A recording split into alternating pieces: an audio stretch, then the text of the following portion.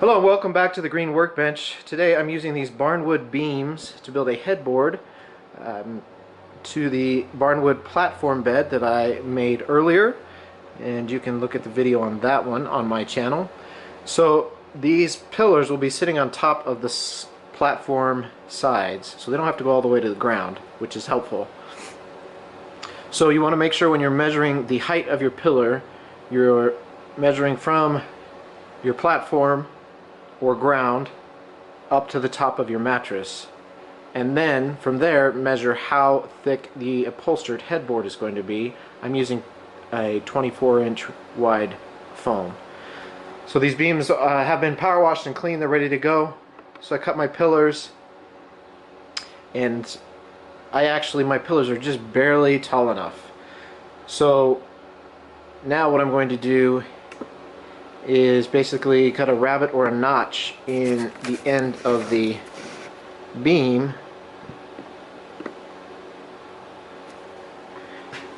here to set those pillars into. But I can't go very far because I don't have a lot of extra room with the width of the foam. So probably go in about 1 inch. And they don't need that much. They just need to be able to set inside so that beam can sit on them.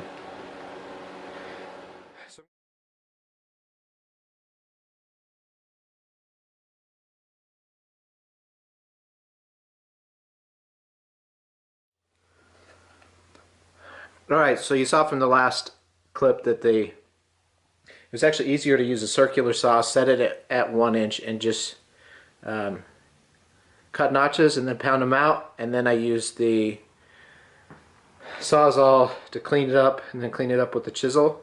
So I have this nice notch now.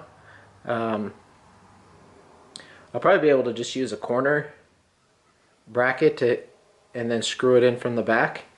They're pretty heavy, so they're not really going anywhere, but I want it secured to the wall as well, so it will be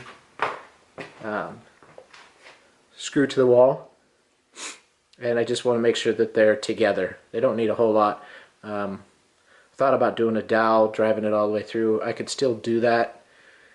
That's still an option, but I think if I put a corner brace right in the back here, it's going to be covered by the upholstery, and that'll work fine.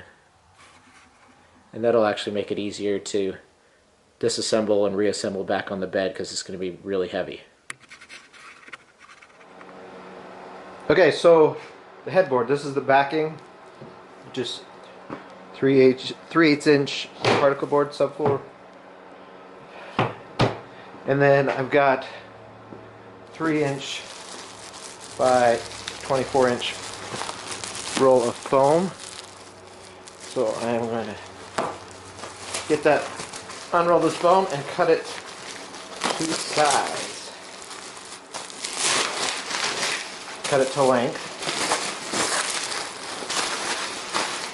And then we'll work on upholstering this piece.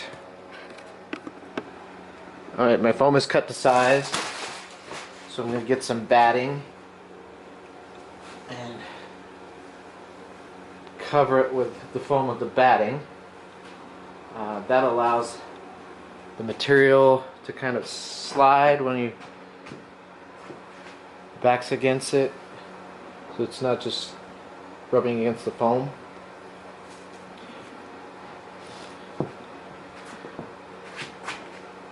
So get that on, cut to size, and then we will start the upholstery.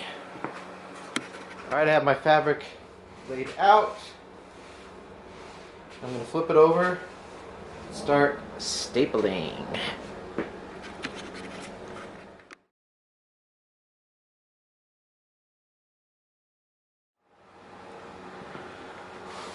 Alright, we are upholstered. So now I'm going to make the braces that will go in between the pillars in the back that the upholstered piece will fit onto, and I'm just using 1x4s for that. Alright, I've marked out on my pillars where these cross pieces are going to sit. So now I'm going to cut them out. I'm actually going to cut the bottom one a little further down to kind of make the headboard lean out a little at the bottom, just a little bit. Alright, so we've screwed in our rails here to the back of the cushion.